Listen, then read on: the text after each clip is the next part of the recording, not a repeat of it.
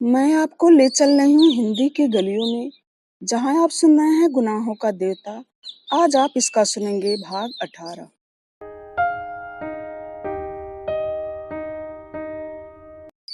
बिनती की ओर क्षण भर चंदर ने देखा और कहा, मैं इसलिए नहीं रोया था बिनती, मुझे यह लगा था कि यहाँ कैसा लगेगा। खैर जाने दो, एक दिन तो ऐसा होना ही है ना, सहना पड़ेगा। बिनती बोली। हाँ सो तो है। अच्छा बिनती, सुधा ने यह फोटो देखी है? चंदर ने पूछा। अभी नहीं, असल में मामा जी ने मुझसे कहा था कि यह फोटो दिखा दे सुधा को, लेकिन मेरी हिम्मत नहीं पड़ी। मैंने उनसे कह दिया कि चंदर आएंगे तो दिखा देंगे, आप जब ठीक समझे तो दिखा दें। जेठ दशहरा अगले ही महीने को है, बिनती ने कहा। अच्छा, एक गहरी सांस लेकर चंदर बोला। बिनती थोड़ी देर तक चंदर की ओर एकटक देखती रही। चंदर ने उसकी निगाह चुरा ली और बोला, क्या देख रही हो बिनती? देख रही हूँ कि आपकी पलकें झपकती हैं या नहीं। बिनती बहुत गंभीरता से बोली। क्यों? इसीलिए कि मैंने सुना था देवताओं की पलकें कभी नहीं गिरती।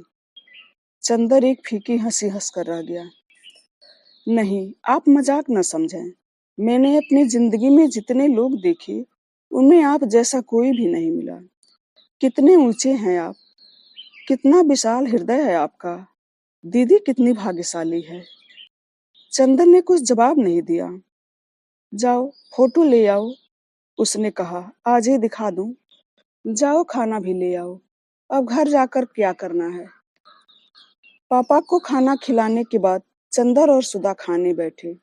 महाराजिन चली गई थी, इसीलिए बिनती सेक सेक कर रोटी दे रही थी। सुधा एक रेशमी सनिया पहने चौके के अंदर खा रही थी और चंदर चौके के बाहर। सुबह के कच्चे खाने में डॉक्टर शुक्ला बहुत छुआछूत का विचार रखते थे। देखो, आज बिनती ने रोटी बनाई है तो कितनी मीठी लग रही है।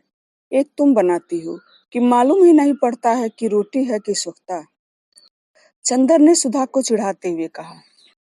सुधा ने हंसकर कहा, हमें बिनती से लड़ाने की कोशिश कर रहे हो? बिनती की हमसे जिंदगी भर लड़ाई नहीं हो सकती। अरे हम सब समझते हैं इनकी बात, बिनती ने रोटी पटकते हुए कहा। और जब सुधा सिर झुकाकर खाने लगी तो बिनती ने आंख के इशारे से पूछा, कब दिखाओगे? चंदर ने सिर हिलाया और फिर सुधा से बोला, तुम उन्हें चिट्ठी लिखोगी? किन्हें? कैलाश मिश्रा को, वही बरेली वाले।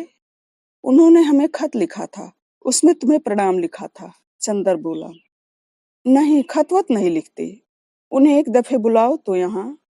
हाँ बुलाएंगे, अब महीने 2 महीने बाद। तब तुमसे खूब परिचय करा देंगे और तुम्हें उनकी पार्टी में भी भर्ती करा देंगे। चंदर ने कहा। क्या? हम मजाक नहीं करते, हम सचमुच समाजवादी दल में शामिल होंगे। सुधा बोली। अब हम सोचते हैं कुछ काम करना चाहिए। बहुत खेल कूद लिया, बचपन निभा लिया। उन्होंने अपना चित्र भेजा है, देखोगी? चंदर ने जेब में हाथ डालते हुए पूछा। कहाँ? सुधा ने बहुत उत्सुकता से पूछा। निकालो देखें। पहले बताओ हमें क्या इनाम दोगी? बहुत मुश्किल से भेजा है उन्होंने चित्र। चंदर ने कहा। इनाम देंगे इन्हें, सुधा बोली और झट से झपट कर चित्र छीन लिया। अरे छू लिया चौके में से, बिनती ने दबी जबान से कहा। सुधा ने थाली छोड़ दी। अब छू गई थी वह, अब खा नहीं सकती थी। अच्छी फोटो देखी दीदी, सामने की थाली छूट गई, बिनती ने कहा। सुधा ने हाथ धोकर आंचल के छोर से पकड़कर फोटो देखी और बोली, चंदर सचमुच देखो, कितने अच्छे लग रहे हैं। कितना तेज है चेहरे पर, और माथा देखो कितना ऊंचा है। सुधा फोटो देखते हुए बोली। अच्छी लगी फोटो, पसंद है? चंदर ने बहुत गंभीरता से पूछा। हाँ हाँ, और समाजवादियों की तरह नहीं लगते, सुधा बोली। अच्छा सुधा, यहाँ आओ। और चंदर के साथ सुधा अपने कमरे में जाकर पलंग पर बैठ गई। सुधा उसके पास बैठ गई और उसका हाथ अपने हाथ में लेकर उसकी अंगुली घुमाते हुए बोला, सुधा एक बात कहें, मानोगी? क्या? सुधा ने बहुत दुलार और भोलेपन से पूछा। पहले बता दो कि मानोगी। चंदर ने उसकी अंगूठी की ओर एकटक देखते हुए कहा। फिर हमने कोई बात तुम्हारी टाली है? क्या बात है? तुम मानोगी चाहे कुछ भी हो, चंदर ने पूछा।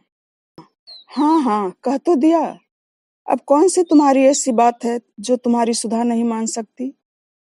आंखों में, वाणी में, अंग अंग में सुधा के आत्मसमर्पण झलक रहा था। फिर अपनी बात पर कायम रहना सुधा। देखो, उसने सुधा की अंगुलियां अपनी पलकों से लगाते हुए कहा। सुधी मेरी, तुम उस लड़के से ब्याह कर लो। क्या? सुधा चोट खाई हुई नागिन की तरह तड़प उठी। इस लड़के से? यही शक्ल है इसकी हमसे ब्याह करने की? चंदर, हम ऐसा मजाक नापसंद करते हैं, समझे कि नहीं? इसीलिए बड़े प्यार से बुला लाए, बड़ा दुलार कर रहे थे। तुम अभी वायदा कर चुकी हो, चंदर ने बहुत अजेजी से कहा। वायदा कैसा? तुम कब अपने वायदे निभाते हो? और फिर यह धोखा देकर वायदा कराना क्या? हिम्मत थी तो साफ साफ कहते हमसे। हमारे मन में आता सो कहते। हमें इस तरह से बात कर क्यों बलिदान चढ़ा रहे हो? और सुधा मारे गुस्से की रोने लगी। चंदर स्तब्ध। उसने इस दृश्य की कल्पना ही नहीं की थी। वह क्षण भर खड़ा रहा। वह क्या कहे सुधा से, कुछ समझ में नहीं आ रहा था। वह गया और रोती हुई सुधा के कंधे पर हाथ रख दिया। हटो उधर। सुधा ने बहुत रुखाई से हाथ हटा दिया और आंचल से सिर ढकती हुई बोली, मैं ब्याह नहीं करूंगी, कभी नहीं करूंगी, किसी से नहीं करूंगी।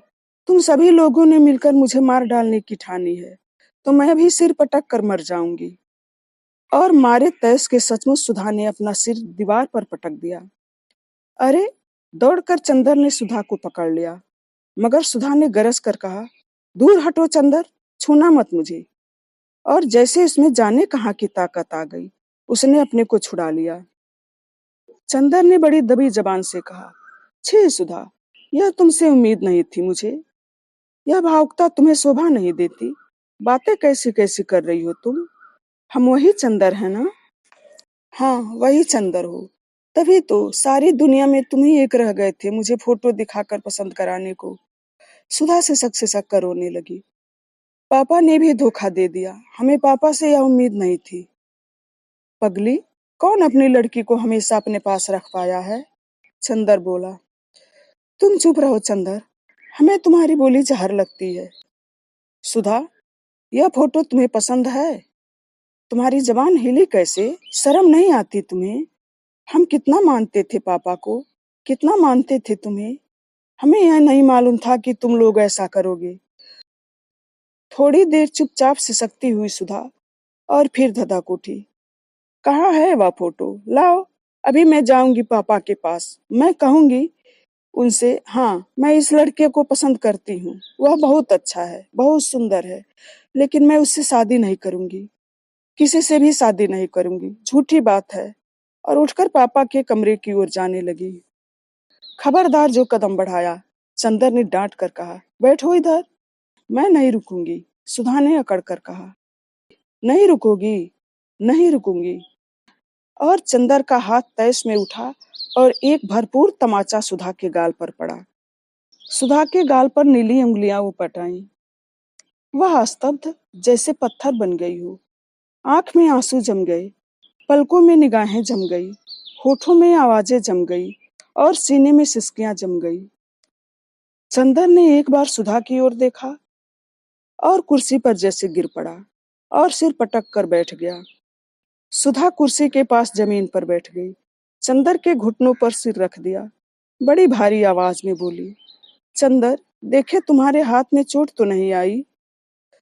चंदर ने सुधा की ओर देखा, ऐसी निगाह से जिसमें कब्र मुंह फाड़ कर जमाई ले रही थी। सुधा एकाएक सिसक पड़ी और चंदर के पैरों पर सिर रखकर बोली, चंदर, सचमुच तुम मुझे अपने आश्रय से निकाल कर ही मानोगे? चंदर, मजाक की बात दूसरी है, जिंदगी में तो दुश्मनी मत निकाला करो। चंदर एक गहरी सांस लेकर चुप हो गया और सिर थाम कर बैठ गया। 5 मिनट बीत गए। कमरे में सन्नाटा, गहन खामोशी। सुधा चंदर के पांव को छाती से लगाए चिपकाए सुनी निगाहों से जाने क्या देख रही थी। दीवारों के पार, दिशाओं के पार, क्षितिजों के पार। दीवार पर घड़ी चल रही थी। टिक टिक। चंदर ने सिर उठाया और कहा, सुधा, हमारी तरफ देखो। सुधा ने सिर ऊपर उठाया। चंदर बोला, सुधा, तुम हमें जाने क्या समझ रही होगी, लेकिन अगर तुम समझ पाती कि मैं क्या सोचता हूँ, क्या समझता हूँ। सुधा कुछ नहीं बोली। चंदर कहता गया, मैं तुम्हारे मन को समझता हूँ सुधा। तुम्हारे मन ने जो तुमसे नहीं कहा वह मुझसे कह दिया था। लेकिन सुधा, हम दोनों एक दूसरे की जिंदगी में क्या इसीलिए आए थे कि एक दूसरे को कमजोर बना दें, या हम लोगों ने स्वर्ग की ऊंचाइयों पर साथ बैठकर आत्मा का संगीत सुना सिर्फ इसीलिए कि उसे अपने ब्याह की शहनाई में बदल दें। गलत मत समझो चंदर, मैं गेसू नहीं कि अख्तर से ब्याह करके सपने देखूं, और न तुम ही अख्तर हो। चंदर, मैं जानती हूँ कि मैं तुम्हारे लिए राखी के सूत से भी ज्यादा पवित्र रही हूँ, लेकिन मैं जैसी हूँ मुझे वैसे ही क्यों नहीं रहने देते। मैं किसी से शादी नहीं करूंगी। मैं पापा के पास रहूंगी। शादी को मेरा मन नहीं कहता, मैं क्यों करूं। तुम गुस्सा मत हो, दुखी मत हो। तुम आज्ञा दोगे तो मैं कुछ भी कर सकती हूँ, लेकिन हत्या करने से पहले यह तो देख लो कि मेरे हृदय में क्या है। सुधा ने चंदर के पांवों को अपने हृदय से और भी दबाकर कहा, सुधा, तुम एक बात सोचो, अगर तुम सबका प्यार बटोरती चलती हो तो कुछ तुम्हारी जिम्मेदारी है या नहीं।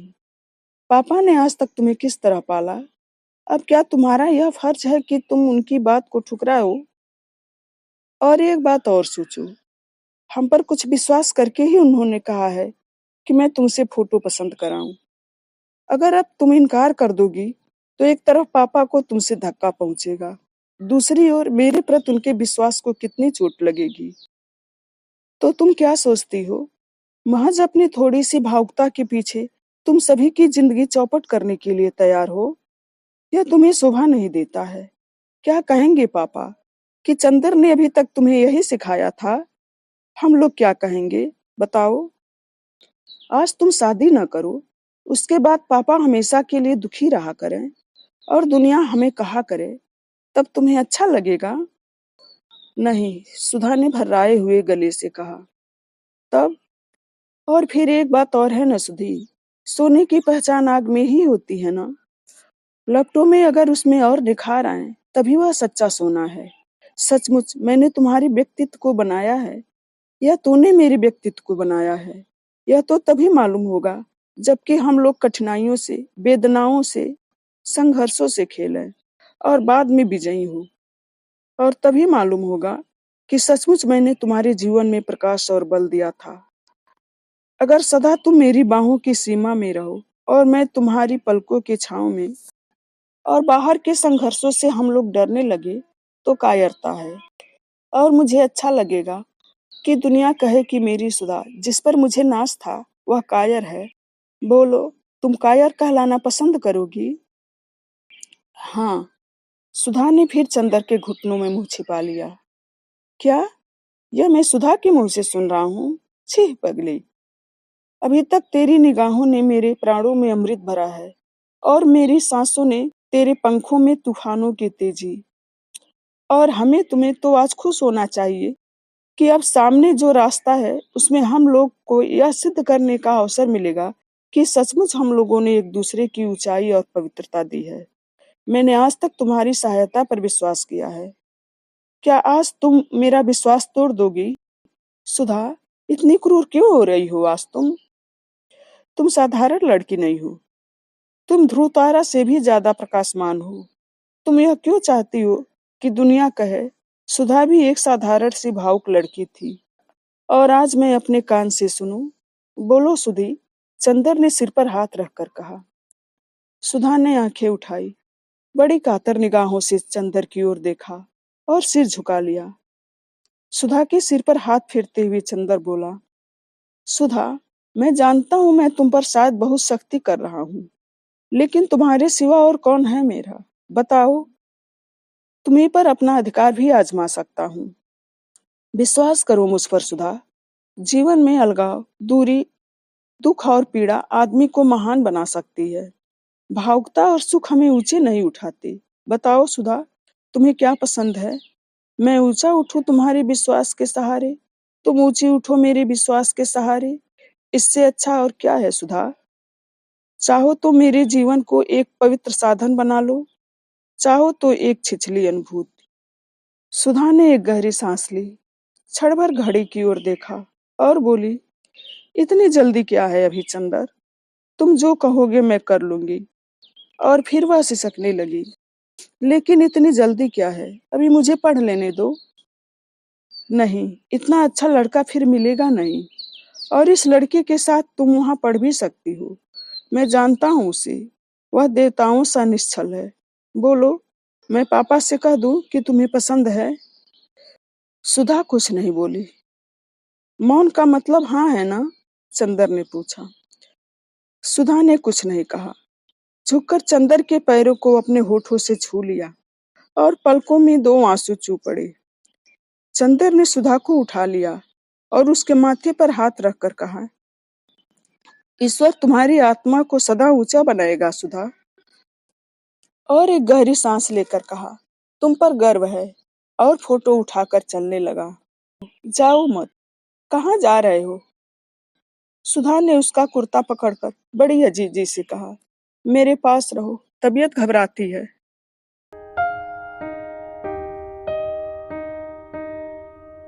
गुनाहों का देवता भाग 18 आज यहीं तक। अगले वीडियो में फिर हम मिलेंगे। धन्यवाद।